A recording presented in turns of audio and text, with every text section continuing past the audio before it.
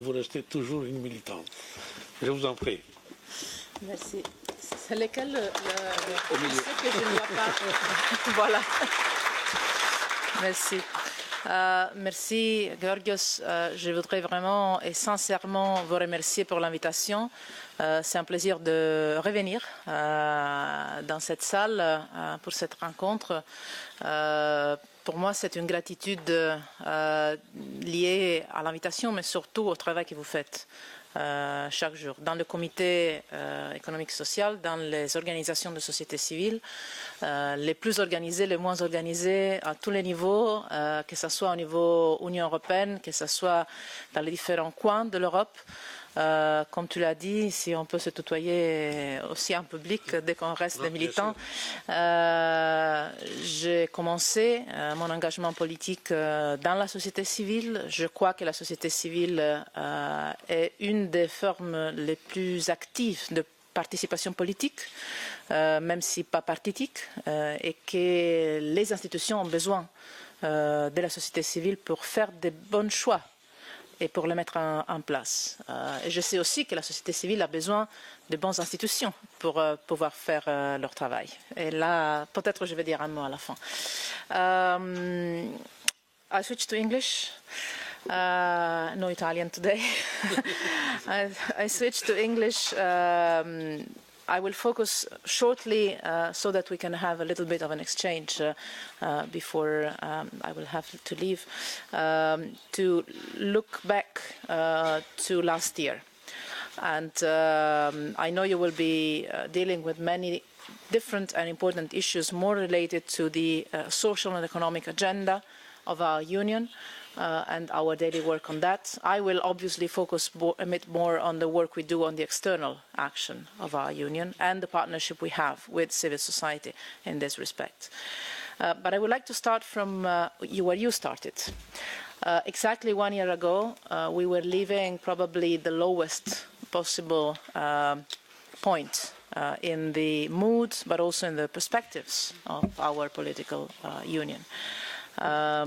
Exactly 1 year ago these days, we were facing the prophecy of most of the commentators and also the politicians and probably also friends around Europe saying that the British referendum would have been the beginning of the end of the European Union, and that a long series of exits will have taken place immediately after that, and that the European Union was about to collapse.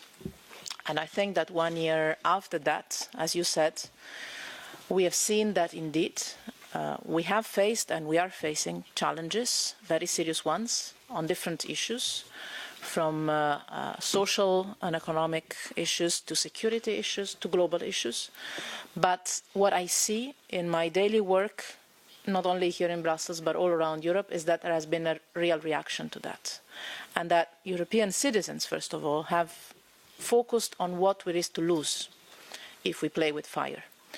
Not only 60 years of peace, and I think that the celebrations in Rome of the 60th anniversary of the Rome Treaties were giving a clear signal that we stick together and we relaunch the project for the future 60 years, but also in terms of rights, because seen from the outside, the European Union is a little bit of an island, and this is another problem, where human rights, but also social and economic rights, political rights, are guaranteed in a way that in other parts of the world are not, even if we still have some work to do there. But we are quite in a good place. We risk to lose a lot.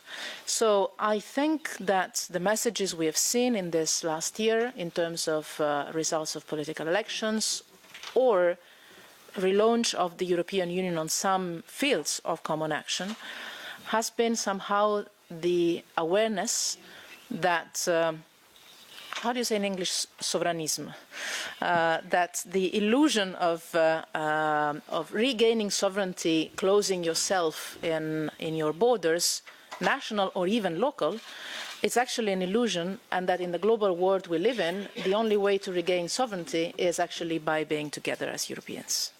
And the more we look across the Atlantic, the more we realize that. That's quite clear to me.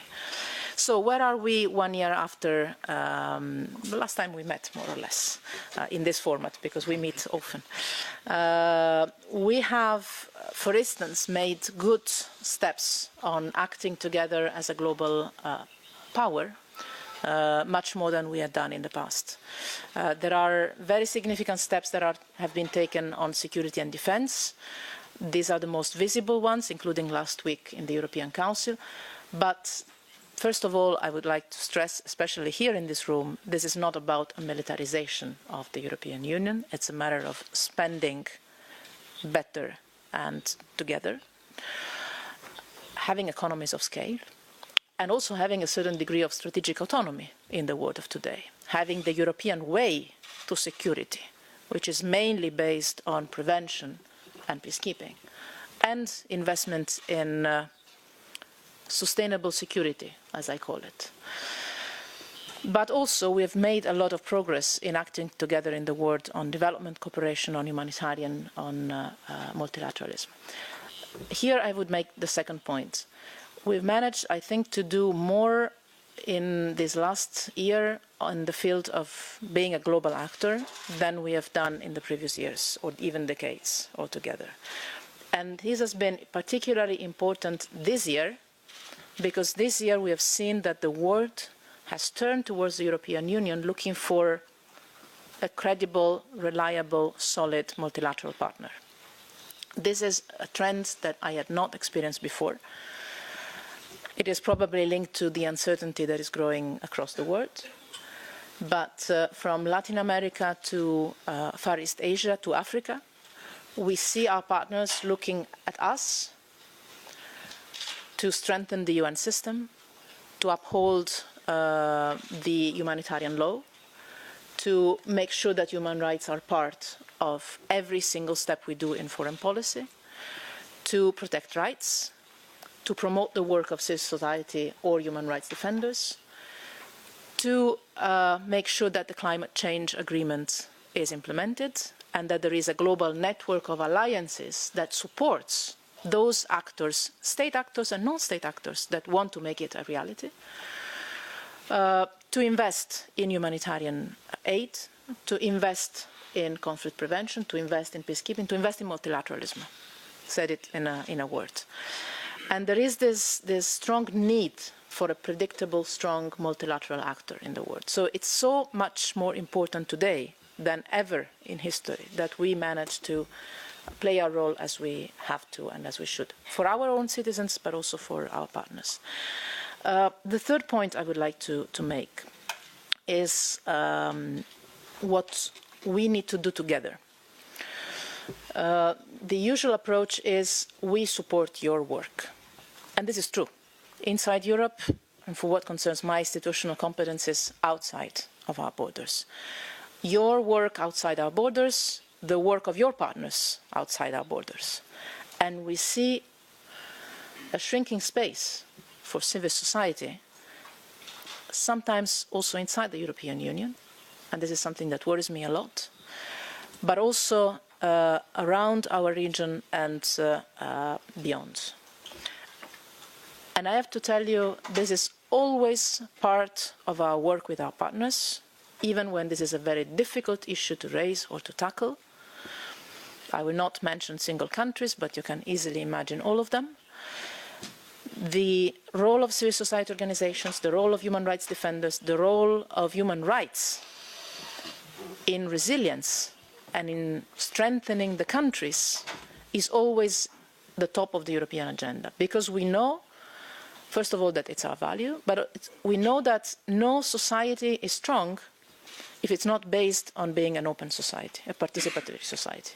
This is the European experience, so what we discuss with our partners is always this. It's an investment in your own stability if you manage to make the civil society work, if you open up spaces of participation. Because we don't invest in strong men, then it's always strong men, never strong women, but we don't invest in strong men, we invest in strong and open societies. Otherwise, resilience is fake, and it's going to collapse maybe 6 months later. This is our approach.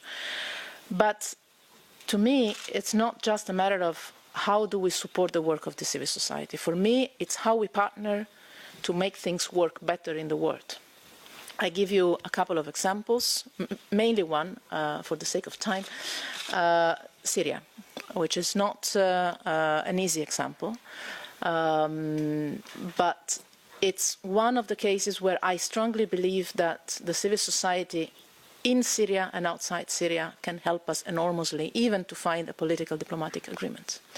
The example I'm going to give you is that we had in April, if I'm not wrong, an international conference on Syria, a major ministerial conference with Guterres opening it with me and all ministers of, I think, 70-something delegations around the world, not only recommitting to humanitarian aid, but also listening to the suggestions of the Syrian civil society on the way forward for national reconciliation and eventually reconstruction of the country. This to me, and that happened the day in which we were facing the awful chemical attack in the province of Idlib.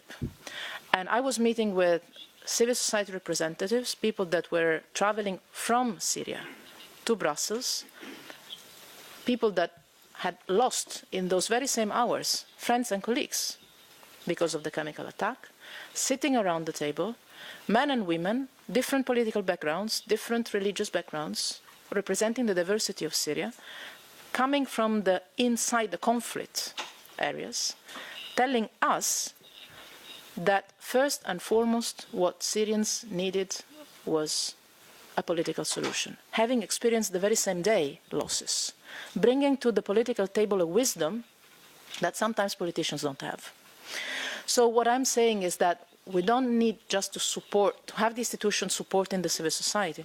We need the civil society supporting good ideas for political solutions, because the contribution that people working on the ground can bring to the political processes is sometimes underestimated. And I'm convinced that sometimes the key to solutions is exactly there in the work you do.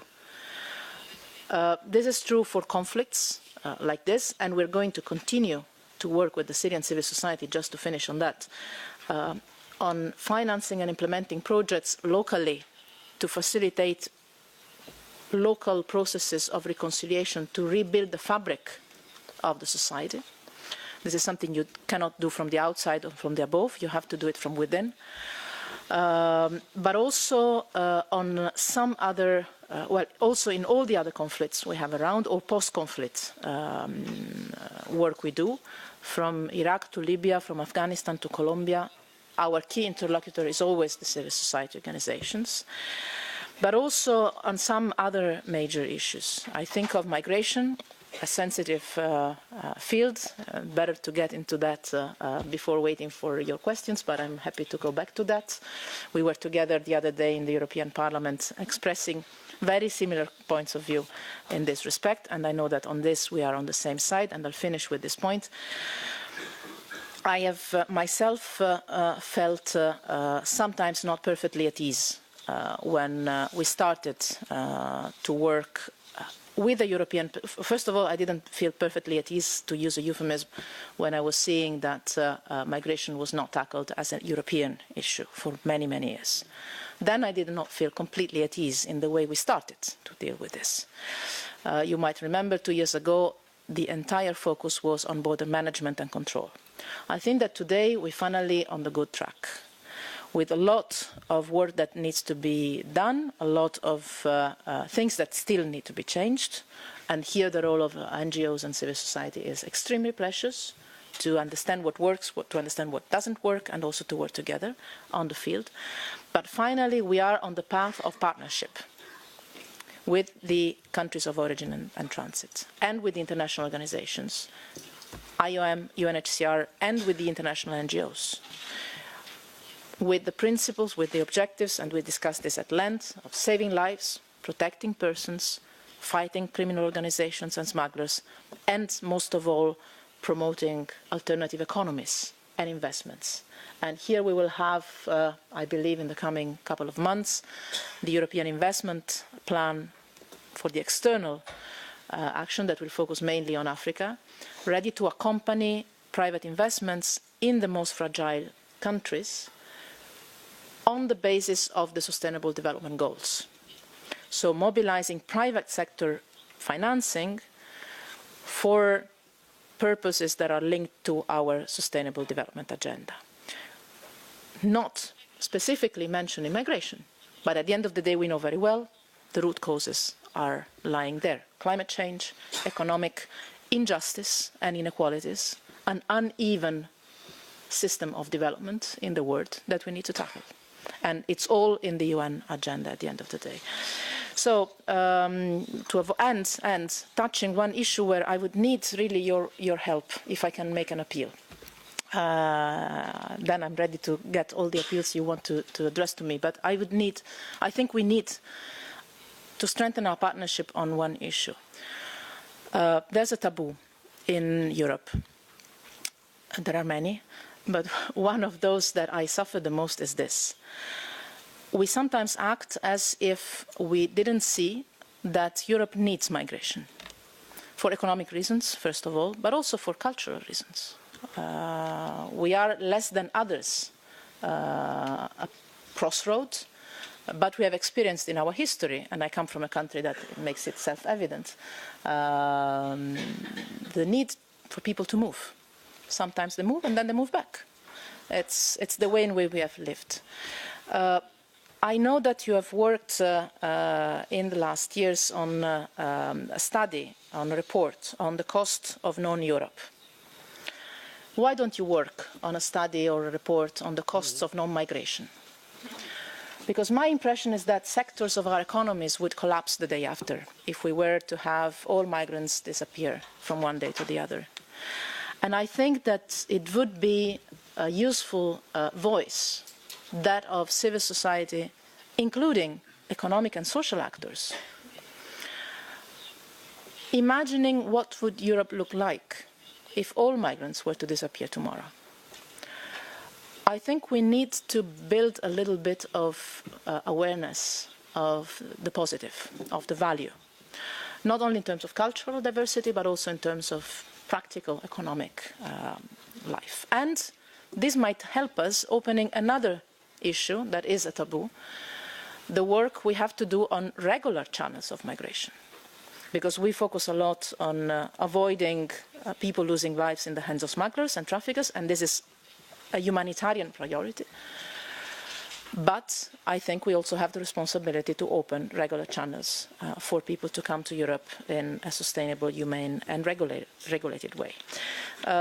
So, basic bottom line is that I believe we need each other. Across the institutions, I feel the strong need to have a strong civil society partnership with you in a win-win cycle.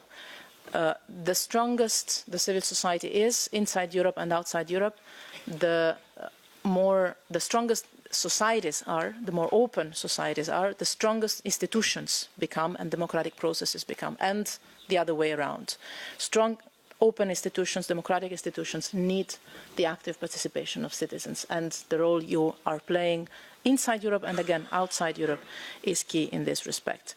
So count on us and me personally to continue, as you said, to be not only playing an institutional role but also remembering which are the roots of my getting here and maybe going back at a certain moment again, because you can take part to public life in different roles, to civil society organizations, and count on us inside and outside of the European Union to protect and promote the space for active participation of citizens, being it in the field of human rights, being it in the field of social and economic rights, being it in the field of democracy and rule of law, being it in the field of bringing forward our global agenda that coincides very much with, I guess, again, I would like to stress it, the multilateral UN system. I thank you very much and continue to count on you as key partners for our external and global action in the world. Thank you.